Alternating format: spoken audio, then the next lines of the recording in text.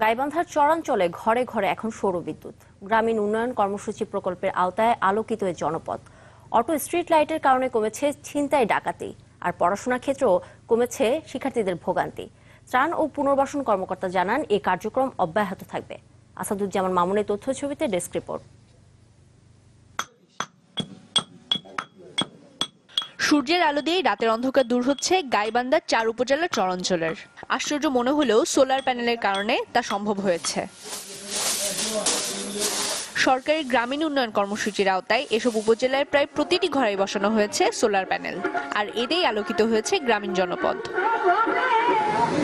Auto street লাইটের কারণে কমছে ছিনতাই ডাকাতি, পড়াশোনার ক্ষেত্রেও ভোগান্তি কমেছে শিক্ষার্থীদের। অনেক উপকার হয়ে গেছে, অন্ধকারটা আলোকিত হচ্ছে। অনেক সময় দুষ্ট লোকেরা আশ্রয় নিত আগে, সেটা সুবিধা পাচ্ছে না। এখন আমাদের আরো কষ্ট করে মোমবাতি দিয়ে লাগিয়ে করতে হচ্ছে না। হোম সোলার সিস্টেম বিতরণের ক্ষেত্রে প্রাধান্য দেওয়া হচ্ছে আর্থিক সামর্থ্যকে। যাদের বিদ্যুৎ সংযোগ নেওয়ার সামর্থ্য নেই তাদের ঘরেই বিনামূল্যে বিতরণ করা হচ্ছে এই পদ্ধতি। অতি দরিদ্রদের মাধ্যমে ওদেরকে সোলার হোম সিস্টেমের আওতায় নিয়ে এসে সেখানে বিদ্যুতের আলোর ব্যবস্থা করেছি। বিভিন্ন ধরনের অপরাধ সংঘটিত হয়, সেই সকল হাট বাজারে আমরা এই সোলার হোম সিস্টেমের মাধ্যমে স্ট্রিট লাইট 296টা বিতরণ করেছি।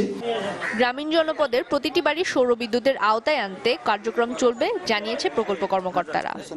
দুর্গম চর এলাকায় সেই এলাকাগুলোকেই আমরা প্রায়োরিটি বেসিসে সেগুলোতে আমরা বিদ্যুতায়ন করার আমরা সোলার রিনিউয়েবল এনার্জি এই সোলার হোম সিস্টেম এবং সোলার স্ট্রিট লাইট স্থাপন করার কাজ আমরা চালিয়ে যাচ্ছি।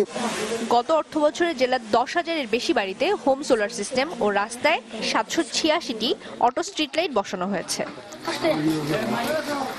Desk report, channel 24।